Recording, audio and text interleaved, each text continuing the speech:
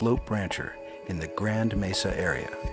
A lot of people think of agriculture only in terms of growing crops or only in terms of food. But agriculture, I think, is very important to the culture of western Colorado. You know, about 75% of the land in western Colorado is public land. Yet about 75% of the wildlife is on private land. And they're here because of the irrigated farmland, the irrigated cropland we have. If we dry up farmland, we're going to affect those issues of wildlife habitat, that open space that people in western Colorado value. So I think it's very important, not just to us farmers, but to the people of western Colorado as a whole, that we're able to maintain a viable irrigated agriculture in this part of the state.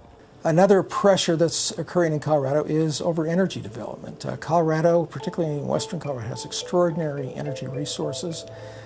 These are resources which are nationally in demand, perhaps even internationally in demand. And so a lot of people are looking to Colorado, particularly western Colorado, to provide those resources. Today, oil and gas are highly visible on the western Colorado landscape.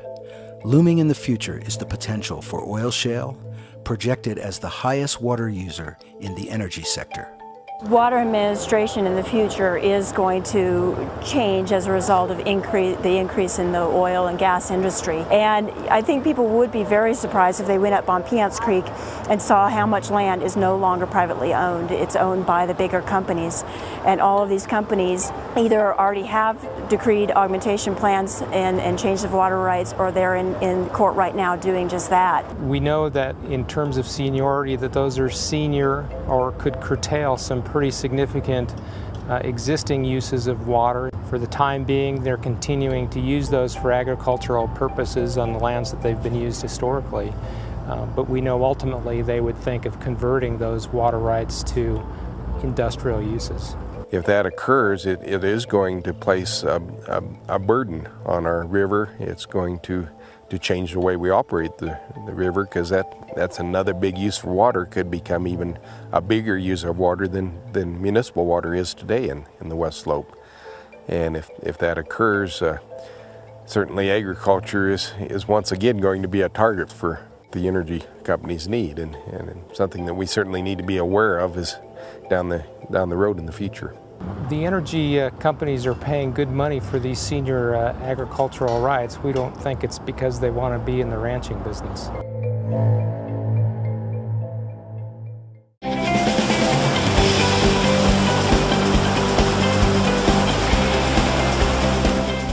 People love to recreate on our lakes and our streams and our rivers.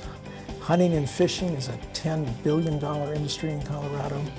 And there's a lot of pressure on us as state leaders to protect the viability of the state's streams and rivers and lakes for what we call non-consumptive purposes.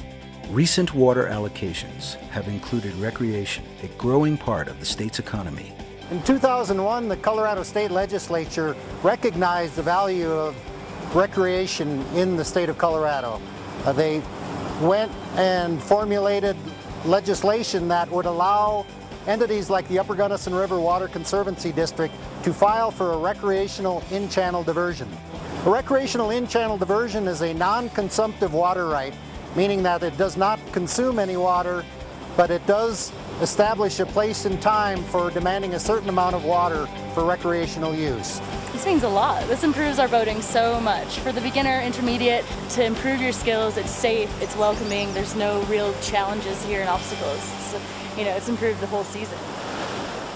The four major water needs, population growth, agriculture, energy development, as well as recreation and the environment, are under threat from increasing competition, climatic fluctuations, and the new challenges they bring. There are major uncertainties as to how much water we have and how much water we can use in the future. The first uncertainty is what's going to happen downstream for our energy industry, primarily oil shale. We really don't know how much water it will require because the technology to develop oil shale hasn't been proven up yet.